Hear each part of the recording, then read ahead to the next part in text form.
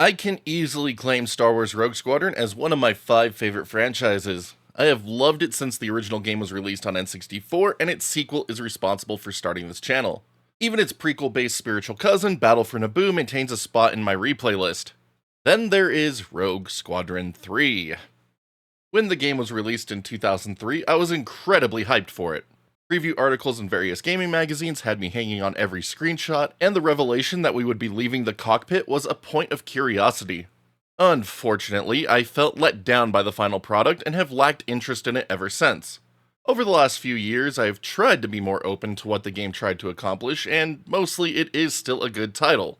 But there are just some things I can't forgive it for. Rogue Squadron 3 continues the story of the Rebellion versus the Empire through the eyes of Rogue Squadron's Luke Skywalker and Wedge Antilles. With events set during and between the Star Wars movies, we are given a glimpse at the wider conflict across the galaxy. New characters are introduced and themes of betrayal and loyalty are present throughout. Story content is presented through various cutscenes and in-game dialogue. For certain missions, clips from the movies are used, though I have always had mixed feelings on their inclusion. Unfortunately, due to the way missions are structured, the overall plot can come across as disjointed with its timeline. The Rogue Squadron franchise has always been known for its excellent arcade flight sim gameplay. In Rogue Squadron 3, these flight mechanics are as solid as ever with excellent controls and feel that make great use of the GameCube controller's features. Using the right trigger accelerates your craft while the left trigger decelerates it. Both triggers use analog input so you can precisely dial in your speed. Certain craft also have a secondary effect, such as a speed boost or closing your craft's wings, that will activate when you fully pull the right trigger and press its button. Primary weapons are assigned to the A button, while secondary weapons are mapped to B. Using X will switch you between a third-person camera perspective and the cockpit. Y is assigned to your targeting computer that will highlight enemies and show objectives you need to target. The D-pad is used to control your wingman and activate special commands in various missions. Each of the game's 11 ships have unique strengths and weaknesses. The X-Wing remains the most well-rounded, with great offensive and defensive capabilities. The A-Wing, B-Wing, Y-Wing, and Snowspeeder also appear. The Millennium Falcon, Naboo Starfighter, and Slave One once again grace the flight deck, but are joined by the Jedi Starfighter featured in Star Wars Episode II: Attack of the Clones. As with past games, Imperial craft can also be flown, with the TIE Bomber and TIE Hunter being featured this time around. While you can't use every craft right from the start, being able to try out each for various missions can help with earning the game's coveted medals and, by extension, unlock more ships. There have been some improvements made in a few of the ship's secondary weapons to help them be more useful. Concussion missiles found on the A-Wing and Millennium Falcon no longer burst fire and have a great homing ability that quickly locks on and chases targets.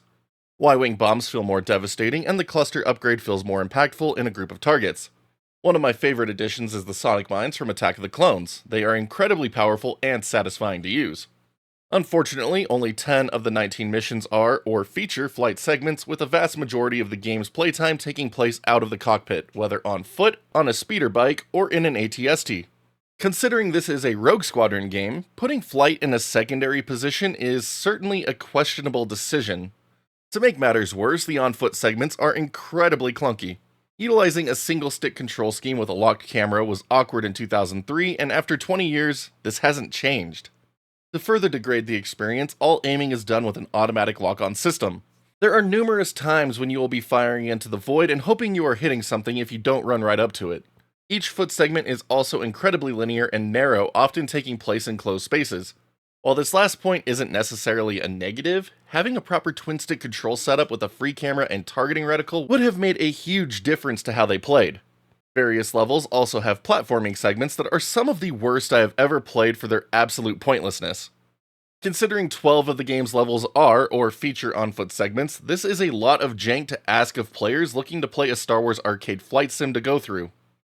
The 5 speeder bike and ATST levels/segments fare a bit better than the on-foot ones and feel like a callback to the ground vehicle segments of Battle for Naboo. The speeder bike does a great job of conveying a sense of speed, and its burst laser makes quick work of probe droids and other speeder bikes. Unfortunately, it also introduces a janky bump mechanic in the indoor level.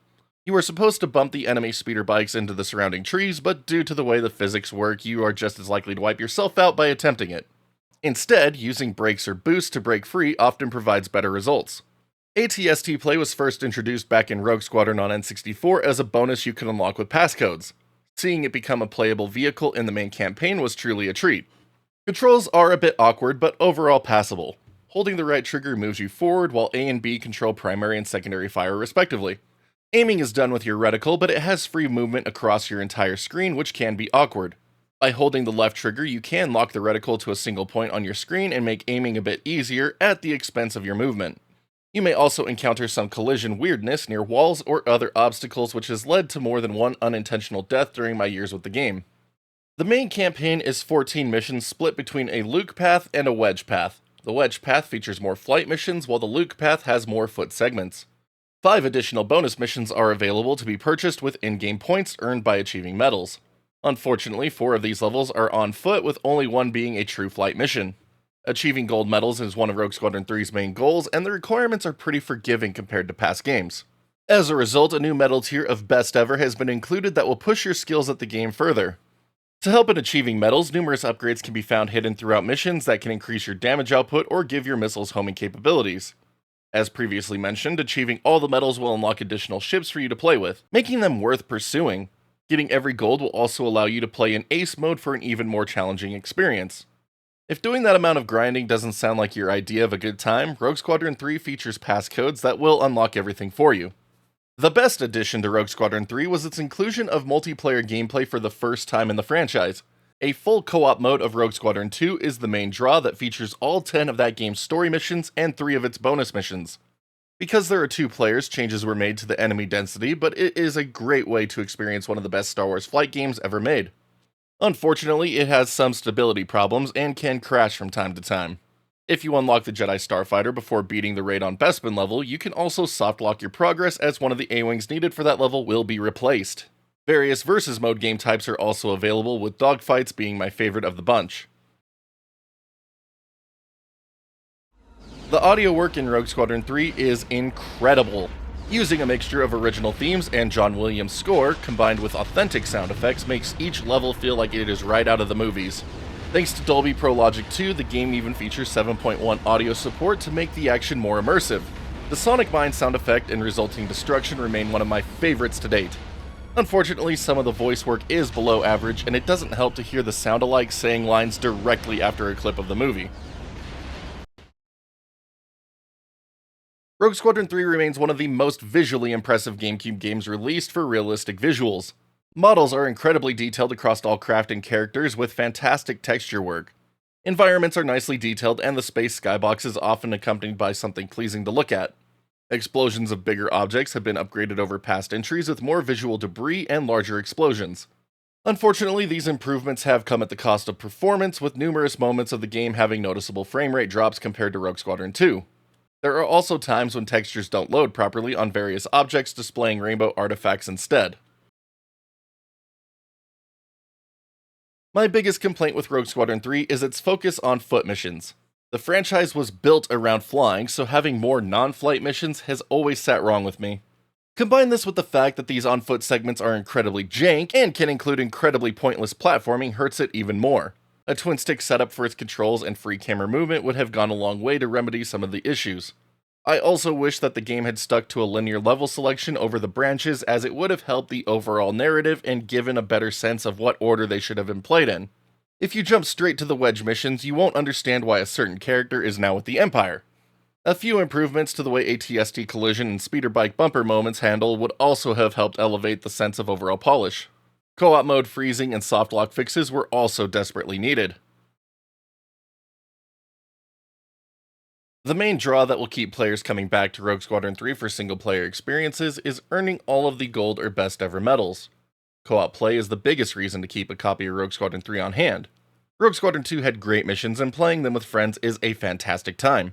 The other multiplayer versus modes can also give you hours of enjoyment. Another cool addition to Rogue Squadron 3 is the unlockable version of all 3 Star Wars arcade games. While only Star Wars and The Empire Strikes Back are unlockable by making in-game progress, Return of the Jedi can be unlocked with a passcode for you to enjoy.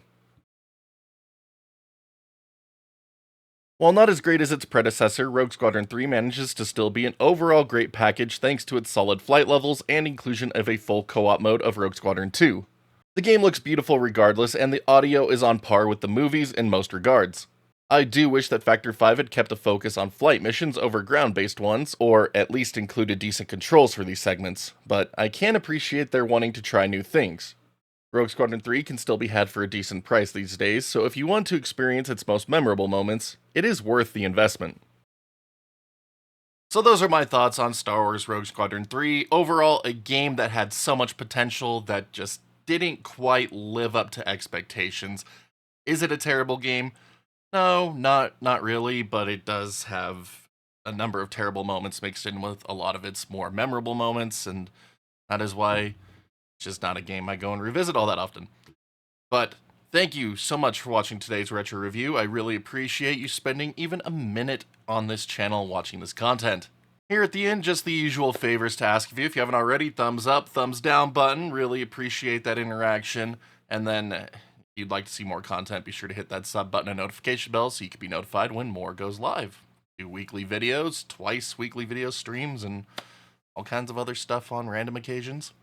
And if you'd like to further help support the channel, please be sure to check out that join button here on YouTube or the Patreon link in the bottom right-hand corner of the screen. Members decided which retro review we were doing this week, and that is just one of the perks that we offer here on the channel. So thank you all for choosing Rogue Squadron 3 for this week's review. But until next time, my wonderful internet peeps, you all stay awesome, keep on gaming, and we'll see you back next video.